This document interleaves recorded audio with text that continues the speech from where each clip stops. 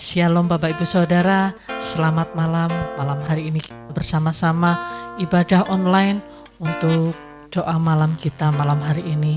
Sebelum kita mulai, mari kita satukan hati di dalam doa. Tuhan Allah Bapa kami yang bertahta dalam kerajaan surga, Allah yang kami sembah, Allah yang kami kenal dalam nama Yesus Kristus Tuhan. Kami bersyukur Tuhan, kami boleh kembali datang ke hadirat-Mu dengan sepenuh kerinduan kami, dengan segenap hati kami, tubuh jiwa roh kami persembahkan untuk Engkau ya Tuhan sebagai persembahan yang hidup, yang kudus, dan yang berkenan kepadamu.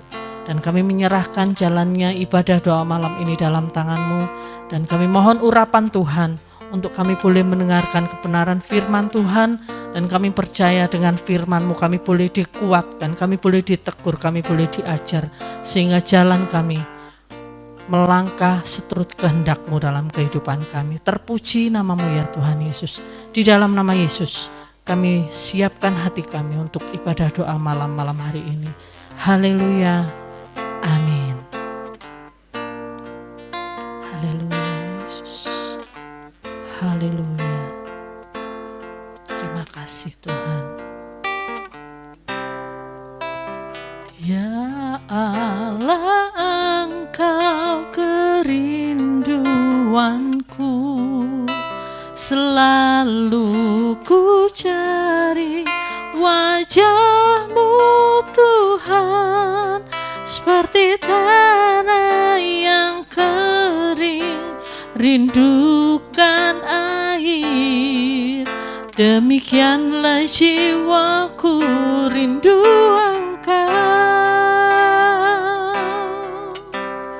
Tuh memandang-Mu di tempat kudus, dan ku melihat kemuliaan-Mu. Ku berdiam di bawah naungan sayap-Mu, dan ku dapati kekuatan baru.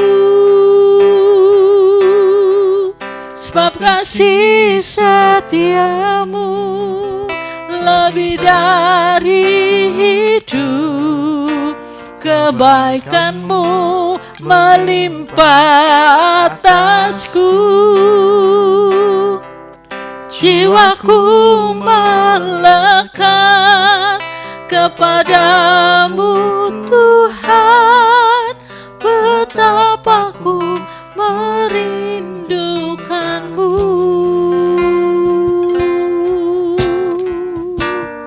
Haleluya.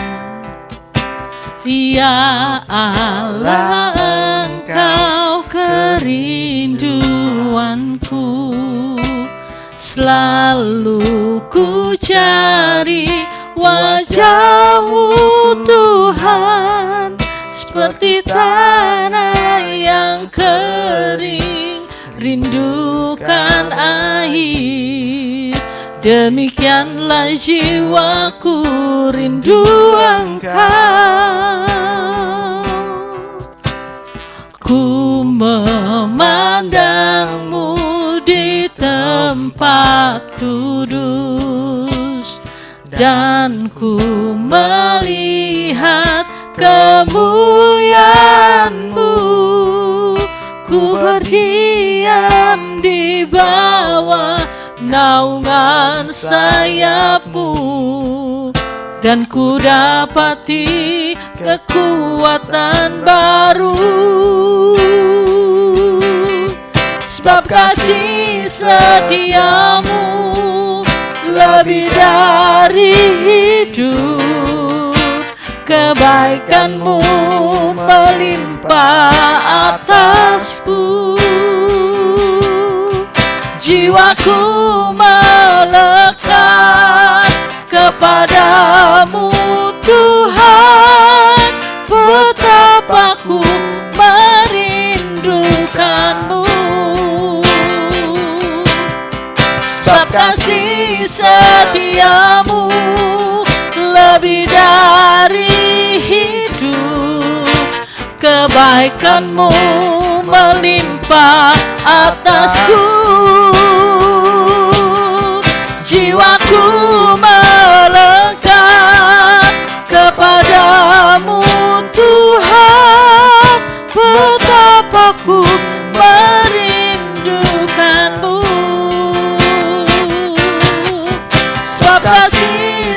setiamu lebih dari hidup, kebaikanmu melimpah atasku. Jiwaku melekat kepadamu Tuhan, betapa ku merindukanmu, betapa ku merindukanmu,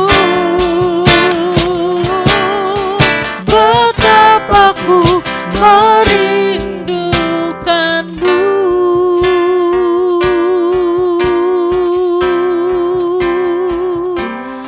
Mari sembah Dia, Dia Allah yang layak dipuji, Dia Yesus Tuhan, kami persembahkan hidup kami.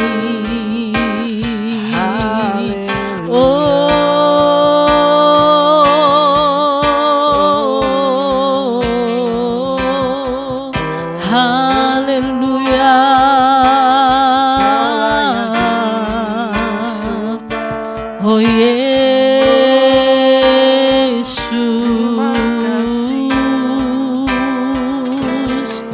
kami bersyukur padamu Tuhan, kami agungkan hanya Engkau yang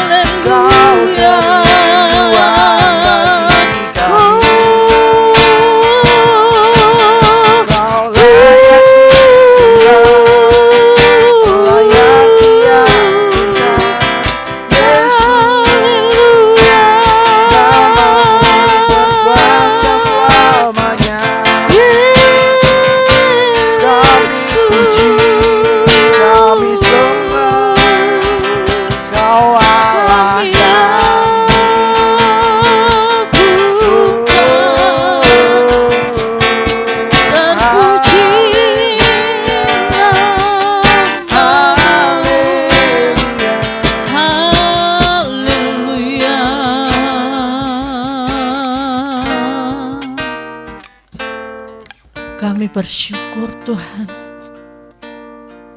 Engkau telah membentuk kami sedemikian rupa sehingga kami boleh berharga di mata-Mu, karena Engkau penjunan kami dan kami adalah bejana-Mu ya Tuhan.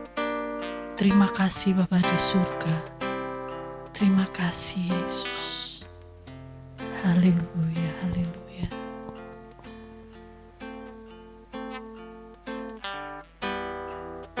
Terima kasih Tuhan, terima kasih Yesus.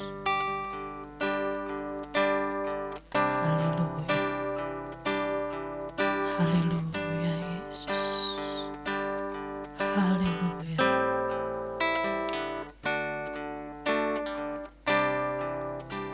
Kekuatan di jiwaku,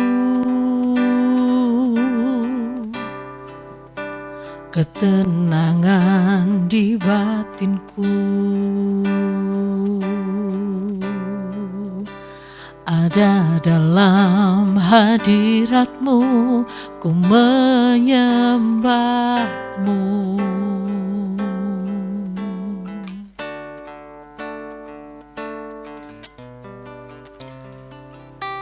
Tersungkurku di kaki-Mu, rasakan hadirat-Mu. takkan ku melepaskanmu, kau cahaya bagiku, mengiringmu seumur hidupku, masuk dalam rencanamu Bapa. Pikiranku, kehendakku, ku serahkan padamu, harapanku hanya di dalam-Mu.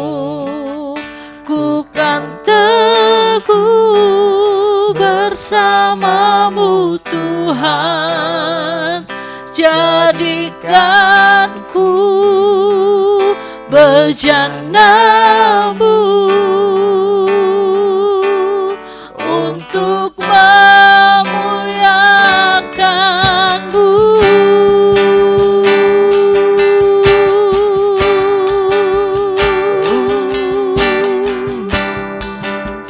Terima kasih Tuhan Yesus.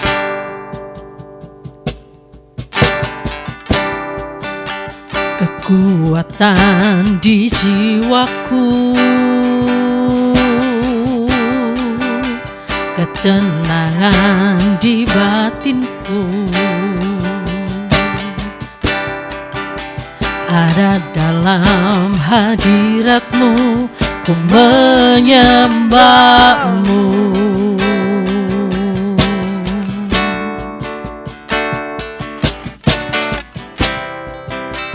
Tersungkurku di kaki-Mu, rasakan hadirat-Mu. Takkan ku melepaskan-Mu, kau cahaya bagiku, mengiringmu seumur hidupku, masuk dalam rencana-Mu Bapa. Pikiranku, kehendakku, ku serahkan padamu, harapanku hanya di dalam-Mu. Ku kan teguh bersama-Mu Tuhan, jadikanku bejana-Mu untuk memuliakan-Mu, mengiringmu seumur hidupku, masuk dalam rencana-Mu Bapa. Pikiranku, kehendakku, ku serahkan padamu, harapanku hanya di dalam-Mu. Ku kan teguh bersama-Mu Tuhan, jadikanku bejana-Mu untuk memuliakan-Mu, untuk memuliakan-Mu.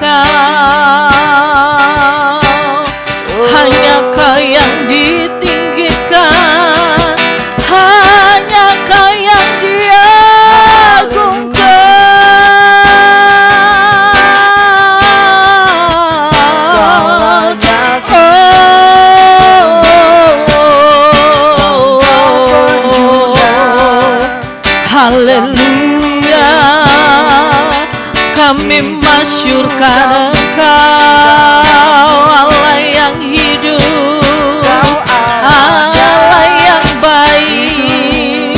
Oh Yesus Tuhan, oh Yesus Tuhan.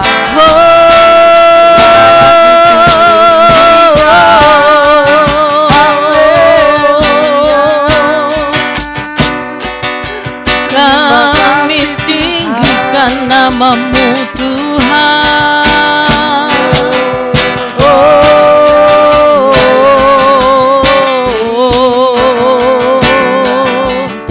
Haleluya, haleluya, glory bagi-Mu Tuhan. Terima kasih Yesus. Kami bersyukur Tuhan. Kami bersyukur karena Engkau Raja kami, Allah yang layak ditinggikan, Allah yang layak diagungkan. Sungguh Engkau sangat baik, teramat baik ya Tuhan.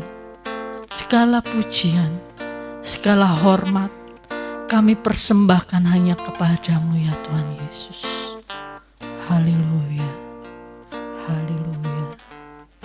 Terima kasih Tuhan.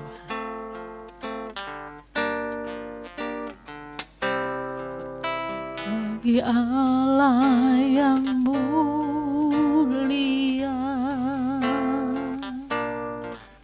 yang bertahta di kerajaan surga,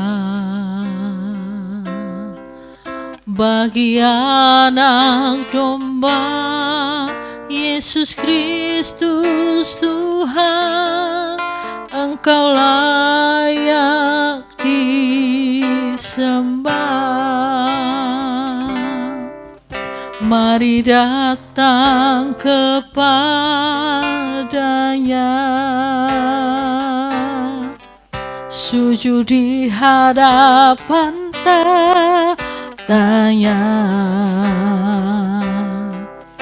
Mari puji Dia, Raja segala raja, Engkau layak disembah.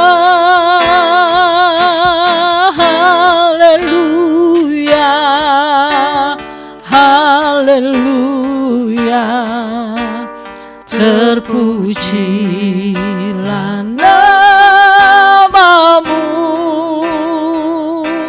Segala puji dan hormat, kemuliaan dan kuasa bagi Dia selama-lamanya. Haleluya, haleluya, terpujilah nama-Mu. Segala puji dan hormat, kemuliaan dan kuasa bagi Dia selama-lamanya. Haleluya, haleluya, haleluya, terpujilah nama-Mu. Segala puji dan hormat, kemuliaan dan kuasa bagi Dia selama-lamanya. Haleluya, haleluya, haleluya, terpujilah nama-Mu. Segala puji dan hormat, kemuliaan dan kuasa bagi Dia selama-lamanya. Bagi Dia selamanya, bagi Dia selamanya, bagi Dia selama-lamanya.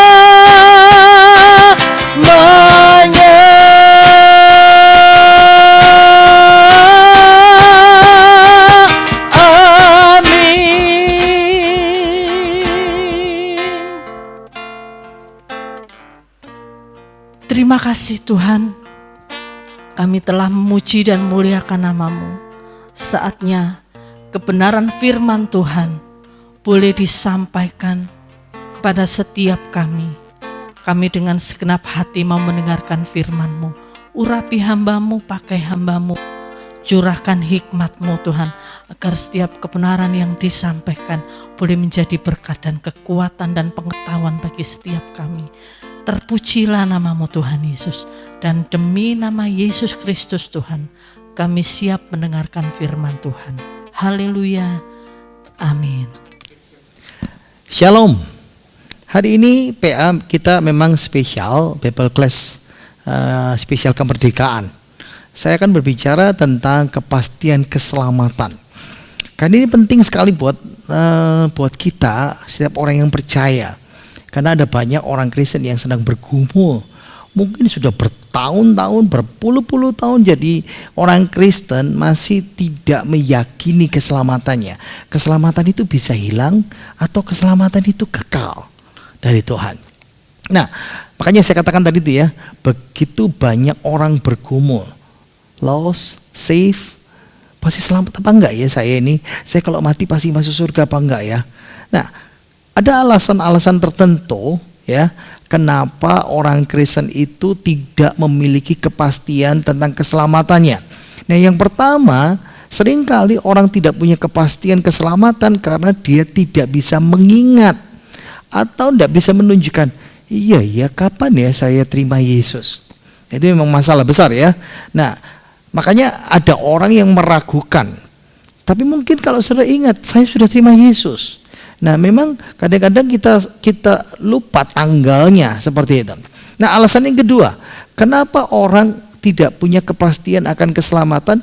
Karena dia merasa bahwa prosedur yang dia jalani waktu terima Yesus sebagai Tuhan Juru Selamat pribadi, apa betul apa salah ya? Jadi orang yang tidak yakin apakah prosedur saya, apakah jalan yang saya jalani ketika percaya Yesus itu betul apa salah? Misalnya gini ya, pengakuan dosanya. Apakah saya sudah mengakui dosa? Apakah betul caranya? Lalu pengakuan imannya kepada Yesus. Kenapa? Kadang-kadang kita berpikir bahwa cara saya ngomong, susunan kata-katanya, formulanya betul apa salah ya? Karena kita kadang-kadang kita mendengar tentang kesaksian orang lain. Ada orang lain bersaksi, lalu kita dengar, kok beda ya sama saya ya. Nah, atau yang ketiga, alasan ketiga, karena masih bergumul dengan dosa ya. Jadi kalau ditanya, kamu kalau yakin kalau kamu sudah mati, kamu masuk surga apa enggak? Waduh, enggak tahu, karena dia bergumul dengan dosanya. Nah, masalahnya besar adalah, masalah besar orang Kristen biasanya kurang bisa memahami tentang sifat dosa. Ada peperangan rohani yang kita hadapin. Nah, ada jalan kelepasan, ada pelepasan yang Allah sediakan. Dan penting sekali untuk bertumbuh dewasa dalam Kristus. Nah, alasan yang keempat, kebanyakan dari sini yang paling utama, salah mengerti doktrin keselamatan karya Kristus. Jadi mereka tidak paham tentang bahwa kita tidak mampu secara manusia sendiri, secara pribadi kita tidak mampu untuk memperoleh keselamatan itu, untuk memelihara keselamatan itu. Ini yang bikin orang ragu tentang kekudusan Allah yang sempurna, dan karya Yesus di atas salib itu cukup buat saya, cukup buat saya dan cukup buat Allah. Jadi umumnya kita belajar doktrin yang salah. Umumnya kita belajar, mendapat doktrin yang salah. Nah, saya sekarang bicara apa dukungan Alkitab, dukungan teologis tentang jaminan. Allah sudah menjamin secara kekal bahwa keselamatan yang kita miliki itu pasti dan kekal dan tidak bisa hilang. Yang pertama adalah pekerjaan Allah Tritunggal. Pekerjaan Allah Tritunggal dalam mendukung keamanan.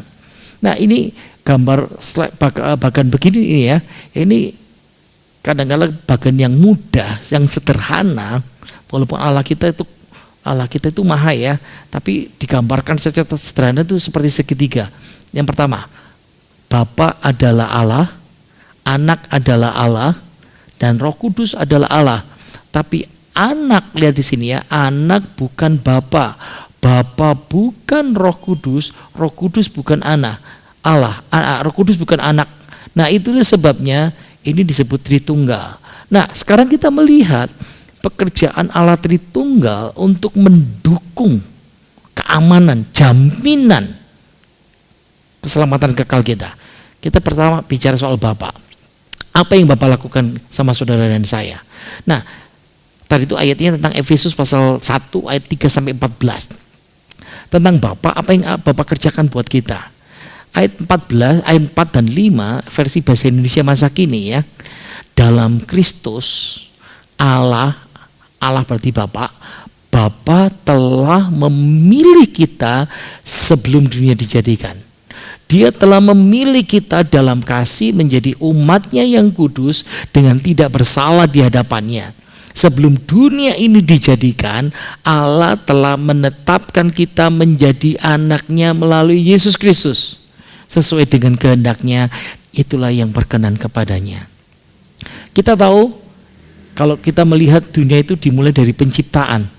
Allah menciptakan langit dan bumi, kata kitab Kejadian, yang kita imani, yang kita percayai. 6 hari ke-7 dia beristirahat. Nah, Allah menaruh manusia Adam dan Hawa di Taman Eden, dan disitulah manusia dicobai, digodai oleh iblis dan akhirnya jatuh ke dalam dosa. Itu kejadian 6.000 tahun yang lalu. Dan itulah sebabnya karena manusia tidak bisa menyelamatkan dirinya, Allah memberikan janji, dan janji itu digenapi 2000 tahun yang lalu. Yesus mati buat kita. Dan kita sekarang ada di sini 2020. Nah, tunggu dulu. Saya Yonatan. Saya lahir tahun 70. Lihat ya kursor saya di sini. Anggap saja saya di sini lahir tahun 70. Tapi saya lahir baru, saya terima Yesus, saya dilahirkan kembali 30 Juni tahun 86. Lahir tahun 70, tahun 86 saya percaya Yesus. Dan saya sekarang ada di sini. Nah, saya dulu berpikir bahwa Yesus Kristus memilih untuk menyelamatkan saya karena Yesus tahu tahun 86 saya terima Yesus. Dan saya memikirkan Allah memilih saya untuk menyelamatkan saya karena Allah tahu saya memilih dia tahun 86. Ternyata Alkitab tidak berkata begitu. Alkitab mengatakan kepada kita pilihannya, lihat ini, dijadikan. Sebelum Allah telah memilih kita sebelum dunia diciptakan, sebelum dunia dijadikan. Ayat 5, sebelum dunia ini dijadikan, Allah telah menetapkan kita menjadi anaknya. Wow, bahkan sebelum penciptaan Allah sudah memilih saudara dan saya.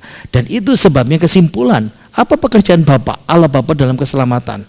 Dia memilih kita sebelum dunia dijadikan. Banyak orang Kristen bertanya, iya tapi bisa hilang. Tidak, permanen. Yohanes pasal 6 ayat 37, semua yang diberikan Bapa kepadaku datang. Ingat ya, bukan kita yang pilih, Bapa yang pilih. Dan kita diberikan keselamatan itu. Dan siapa yang datang kepada Yesus, ingat, dia tidak akan kubuang, permanen. Kita bicara pekerjaan Allah anak Kristus dalam keselamatan. Bapak memilih anak, apa ya pekerjaannya? Efesus pasal 1 ayat 7. Sebab di dalam dia, sebab di dalam Kristus, sebab di dalam anak, dan oleh darahnya, darah Kristus yang menebus kita. Kita beroleh penebusan. Apa itu penebusan? Dibeli.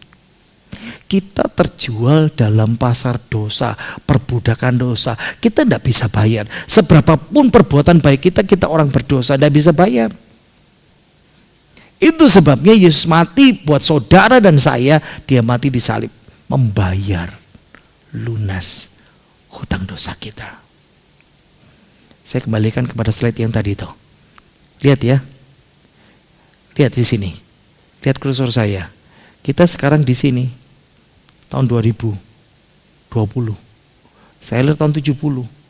Saya tidak tahu saya mati umur berapa. Alkitab berkata apa? Dia bayar hutang dosa saya semuanya. Yesus berkata, domba-dombaku mendengarkan suaraku. Aku mengenal mereka dan mereka mengenal aku. Dan aku memberikan hidup yang kekal. Yang kedua, pasti tidak akan binasa. Pasti selama-lamanya. Seorang pun tidak ada yang merebut mereka dari tanganku. Bapa lebih besar. Ditegaskan yang kelima, sekali lagi diulangi. Kalau Tuhan ngomong 2 kali, diulang-ulangi, itu tegas. Seorang pun tidak dapat merebut mereka dari tangan Bapakku. Kita tanya, bagaimana kita tahu Yesus sudah memberikan hidup yang kekal? Nah, klip mengakukan Tuhan Yesus.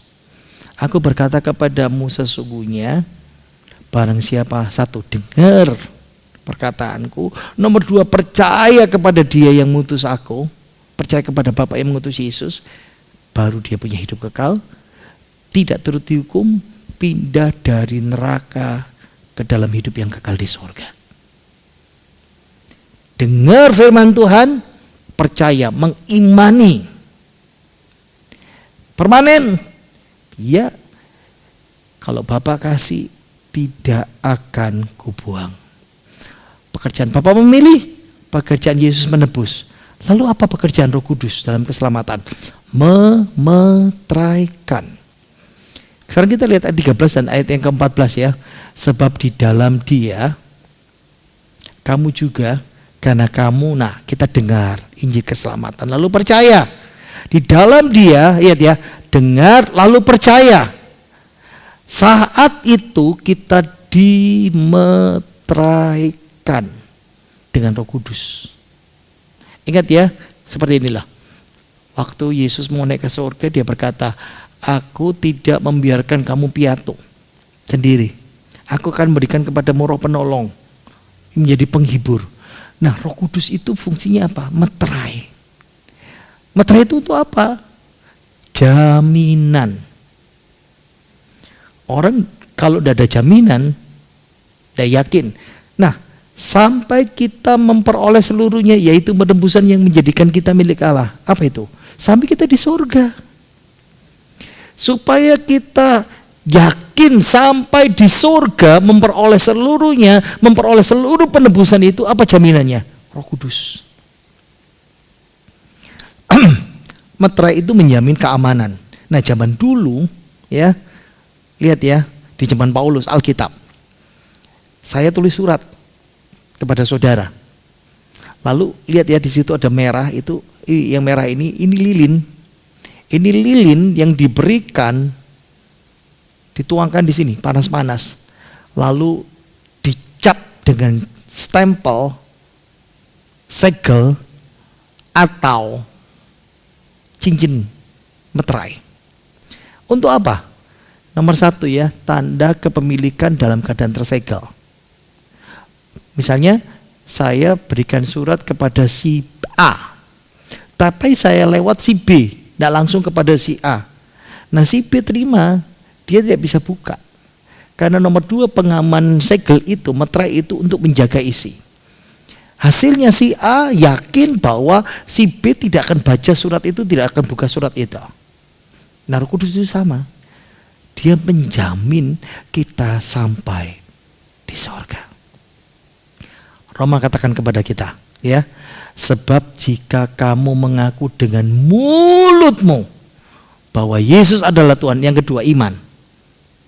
Dengar, mengaku, iman, percaya dalam hatimu bahwa Allah telah membangkitkan Dia dari antara orang mati, maka kamu akan diselamatkan. Karena dengan hati orang percaya dibenarkan. Ingat, dibenarkan ini istilah hukum. Istilah hukum itu penting. Nah, dalam Alkitab, kalau Allah secara hukum menyatakan kita sah sebagai orang benar, itu status hukum kita. Wow. Jadi pembebasan kita dari dosa dengan status hukum itu membuktikan bahwa jaminan keselamatan kita itu kekal. Bagaimana Allah menyelamatkan? Saya suka sekali. Lewat anugerah, gift, pemberian, kasih karunia, bukan usaha, bukan berbuat sesuatu supaya diselamatkan seperti agama-agama lain. Ini yang membedakan Kristen dari yang agama yang lain. Efesus pasal 2 ayat 8 dan 9. Sebab karena kasih karunia, karena anugerah, karena pemberian Allah, by grace, kamu diselamatkan. Percaya, iman. Itu bukan hasil usaha. Itu bukan usaha kita untuk selamat, tetapi itu gift, itu anugerah, itu kasih karunia, itu pemberian Allah. Itu bukan hasil pekerjaanmu. Mesti melakukan ini, melakukan itu, melakukan ini. Enggak. Kekristenan beda. Jangan ada orang yang memegahkan diri. Lihat ya. Jaminan lagi 1 Yohanes pasal 5 ayat 11 sampai 13. Inilah kesaksian. Allah telah mengaruniakan hidup yang kekal. Masih ragu kepada kita, dan hidup itu dalam anaknya. Barang siapa memiliki anak, memiliki Kristus, ia memiliki hidup. Masih ragu. Barang siapa tidak memiliki anak, ia tidak memiliki hidup. Semua itu kukatakan kepadamu supaya kamu percaya, sampai diulangi lagi. Kepada nama anak lah. Tahu bahwa kamu memiliki hidup yang kekal. Kenapa Alkitab mengulangi 3 kali dalam 1 Yohanes ini? Karena ini kita orang peragu, nggak yakin.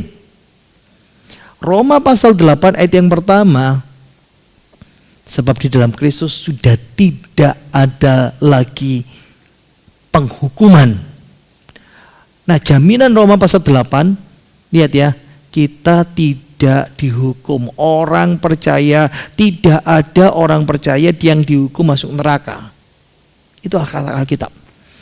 Kita dibebaskan dari hukum dosa dan kematian. Kita bisa mati, tapi kematian tidak menguasai kita. Kita mati masuk surga. Dosa tidak berkuasa karena Yesus sudah bayar hutang dosa itu. Kita punya Roh Kristus untuk apa? Menjamin, mengantar kita sampai di surga. Roh Kudus akan memberikan kita tubuh kemuliaan. Nah, ingat, orang kalau mau masuk surga berarti tubuhnya tidak boleh tubuh dosa. Nah, itulah sebabnya kalau kita mati, Yesus datang, kita dikasih tubuh kemuliaan. Kenapa? Tubuh dosa tidak bisa masuk surga. Tubuh mulia seperti Kristus itu yang bisa tinggal di surga. Makanya Roh Kudus memberikan kita tubuh kemuliaan. Kita diadopsi dalam keluarga Allah, kata Roma.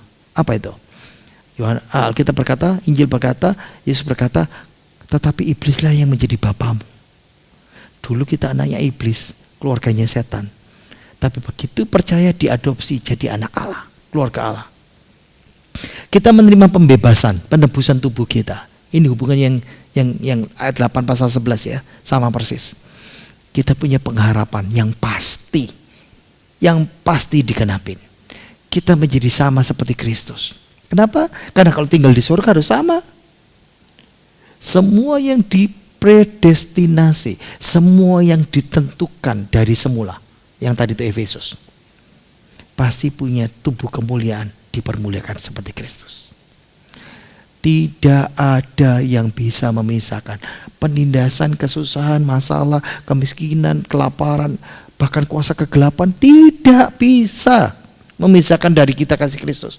Dan kita more than conqueror, lebih dari pemenang atas segala dosa kita. Pahami ya, harus kita paham.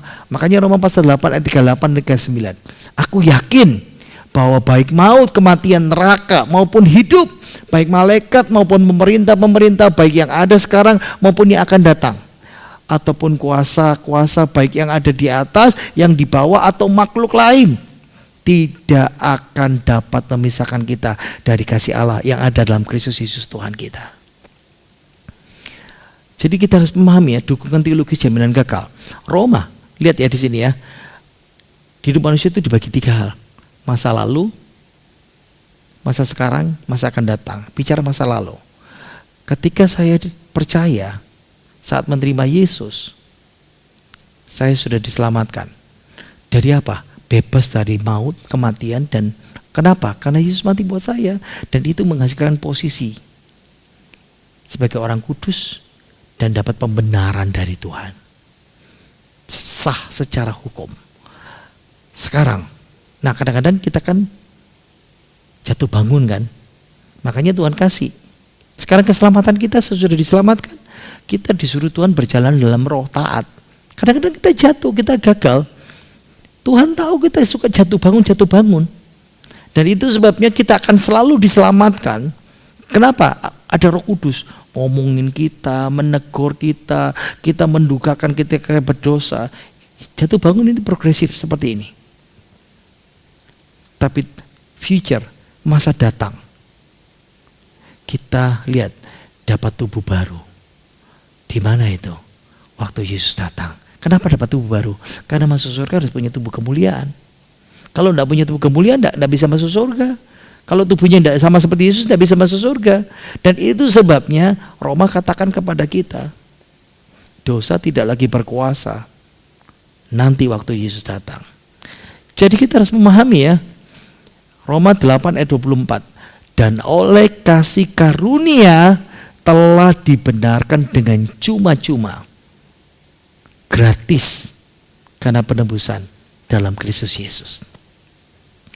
Kayak ginilah saya umpamakan ya, gratis bukan berarti murahan, mahal. Kayak gini ya, ada orang memberkati saya mobil, ada orang memberkati saya rumah. Saya tinggal masuk, saya gratis terima. Saya terima rumah, saya terima surat, gratis. Tapi bukan murahan, karena yang memberi harus keluar duit banyak, ratusan juta, miliaran. Sama seperti kita, keselamatan itu gratis, anugerah buat kita. Kok enak, kok murahan? Tidak, Yesus bayar dengan darahnya. Pahami ya, kita bicara Korintus sekarang. Paulus saja mengatakan, walaupun jemaat Korintus itu, lihat ya, mengejutkan ya, jemaat Korintus itu jemaat yang banyak masalah. Tapi mereka dijamin, punya jaminan kekal masuk surga. Ya, 1 Korintus ya, lihat ya, pasal 1 sampai pasal 4, banyak perpecahan. Masalah pasal 5, pasal 6, mereka orang yang tidak teratur gereja itu. Pasal 7 sampai pasal 16, doktrinnya bermasalah. Bayangkan ya, karakteristik Korintus, gereja perjanjian baru yang paling banyak masalah. Ajarannya, waduh kacau. Apa saja, lihat ya, disiplin gereja tidak bagus mereka. Kalau bicara tentang Taurat itu hukum. Masalah pernikahan di gereja itu kacau balau. Masalah kebebasan orang Kristen dipermasalahkan. Lalu masalah perjamuan kudus, masalah peran wanita, masalah karunia roh, dan masalah cinta, masalah kasih, masalah Injil, dan masalah kebangkitan. Ini gereja yang banyak masalah, Bapak Ibu. Ingat ya, tapi punya jaminan kekal. Yang kedua, keselamatanmu, padahal mereka gereja yang banyak masalah, dijamin. Sampai kapan? Sampai Tuhan datang. Lihat ya 8. Ia juga akan meneguhkan kamu sampai pada kesudahannya, sehingga kamu tidak bercacat. Atau this version, who shall also confirm you unto the end. Yang juga mengkonfirmasi sampai titik akhir. Bahasa Indonesia masa kini, Kristus sendiri akan menjamin kalian sampai pada akhirnya. Dan kita tidak tahu akhir hidup kita seperti apa.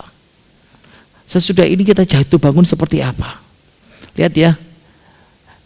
Yang kedua, bahkan orang percaya duniawi, mereka masih duniawi, tapi bisa selamat, tapi tanpa mahkota di sorga.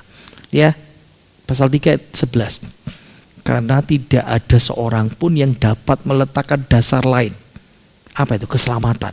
Cuman satu dasar keselamatan. Tanpa Yesus kamu tidak bisa masuk surga. Tanpa Yesus tidak ada keselamatan kekal. Tanpa Yesus tidak ada kepastian. Nah, Yang diuji bukan keselamatan di surga, waktu di surga nanti. Yang diuji itu apa? Di pengadilan. Bangunan di atasnya. Entah orang bangun dengan emas, perak, batu permata, ini yang bagus-bagus. Orang setia, sungguh-sungguh, pelayanannya bagus, korbannya bagus, cinta Tuhan. Atau yang kedua, kayu, rumput kering, jerami. Kelihatannya bagus, tapi gampang patah hati, gampang ngambek, gampang lari dari Tuhan, mudah meninggalkan pelayanan, mudah menyangkal Tuhan. Sekali kelak pekerjaan masing-masing orang akan nampak. Kenapa? Karena pekerjaan itu yang kita lakukan itu yang diuji, bukan keselamatannya. Yang diuji adalah kalau saya tahan uji, saya dapat mahkota. Kalau saya tidak tahan uji, saya kehilangan mahkota. Tidak bicara surga dan neraka. Nah lihat ya, fondasi keselamatan Yesus dibangun di atasnya rasul dan nabi-nabi. Tapi di atasnya entah emas, perak, batu permata, itu bangunan rumah kita. Tahan uji. Sama, jika pekerjaan yang dibangun seseorang tahan uji, dapat upah. Tapi kalau lihat kita bangun kayu, rumput, dan jerami, dibakar habis. Kalau pekerjaannya terbakar, tidak tahan uji, selamat. Tapi seperti dalam api.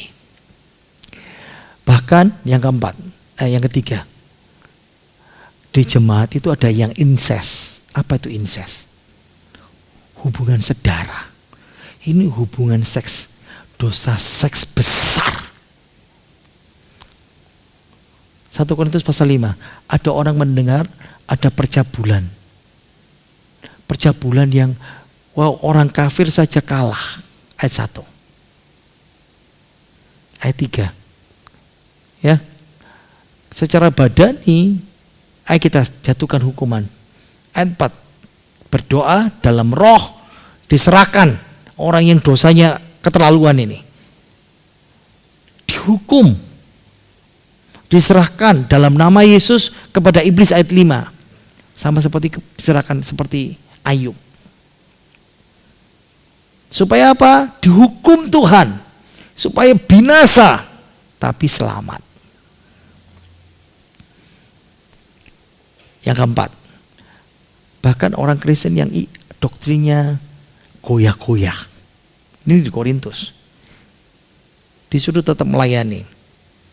Karena meskipun kamu goyah, harus tetap tak teguh. Ayo kita lihat ya. Karena itu saudara yang kekasih, berdirilah teguh, jangan goyah. Kenapa mereka goyah? Konteksnya 35-36. Mereka tidak percaya tentang doktrin-doktrin kebangkitan. Makanya mereka goyah. Disebut ayat 36. Bodoh kamu itu, Paulus berkata. Hei kamu orang bodoh. Tapi dihibur. Ayo, percaya. Jangan goyah. Percaya keselamatanmu itu kekal. Yang terakhir. Allah menjamin penebusan. Karena dia memeteraikan dengan Roh Kudus untuk menjamin keselamatan. Sebab bagi Kristus adalah ya untuk semua janjinya. Itu sebabnya kita berkata amin. Amin itu benar. Karena dia telah meneguhkan, diteguhkan. Allah telah mengurapi. Nomor 2, ayat 22. Memeteraikan tanda miliknya atas kita. Ya, memberikan Roh Kudus dalam hati kita sebagai jaminan. Sebentar ya, saya mau bicara tentang materai.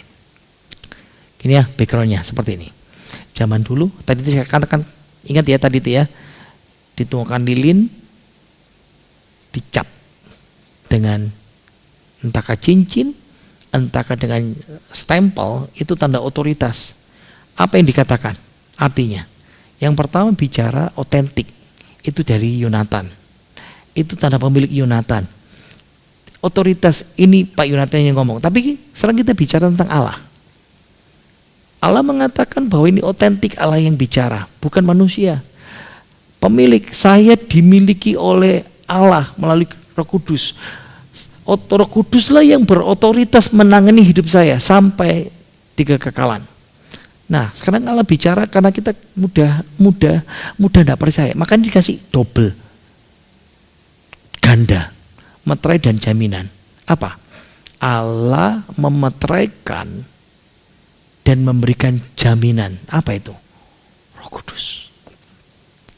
Lihat ya, memeteraikan tanda miliknya atas kita dan yang memberikan Roh Kudus dalam hati kita sebagai jaminan. Kenapa? Kenapa berkata seperti ini? Karena kita mudah ragu. Makanya Allah bicara meterai dan jaminan.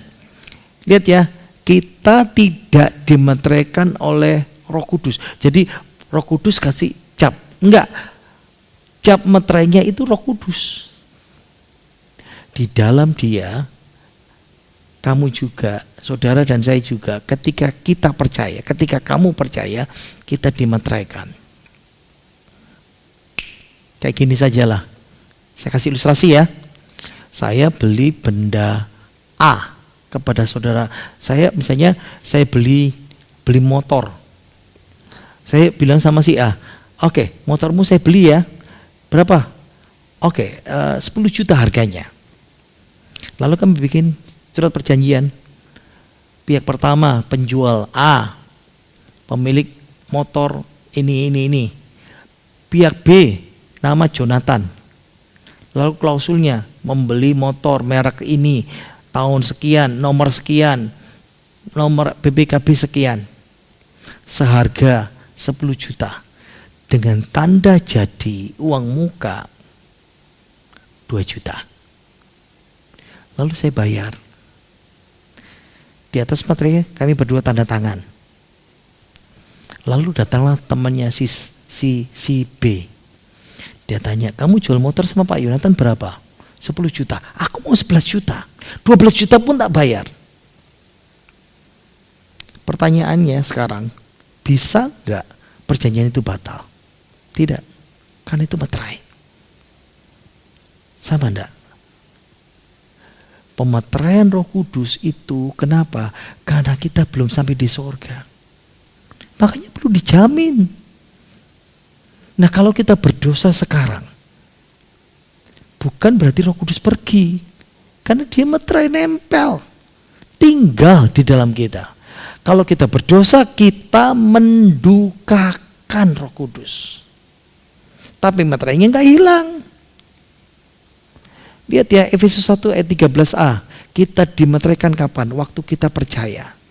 Di dalam dia, kamu juga karena kamu telah mendengar firman kebenaran, yaitu Injil keselamatanmu. Waktu kita dengar. Jadi, lihat ya. Jaminan Roh Kudus itu merupakan jaminan keselamatan penuh kekal. Memeteraikan tanda miliknya atas kita. Memberikan Roh Kudus dalam hati kita. Untuk apa? Jaminan. Sampai tiba di sorga. Makanya Allah justru mempersiapkan kita untuk hal itu. Mengaruniakan Roh kepada kita sebagai jaminan. Untuk segala sesuatu yang telah disediakan kita, bagi kita. Makanya jaminan itu dari kata Yunani namanya, di sini pakai nama arabon. Apa itu arabon? Down payment. Seperti saya katakan tadi itu. Saya dan saudara belum sampai di sorga. Apa jaminannya?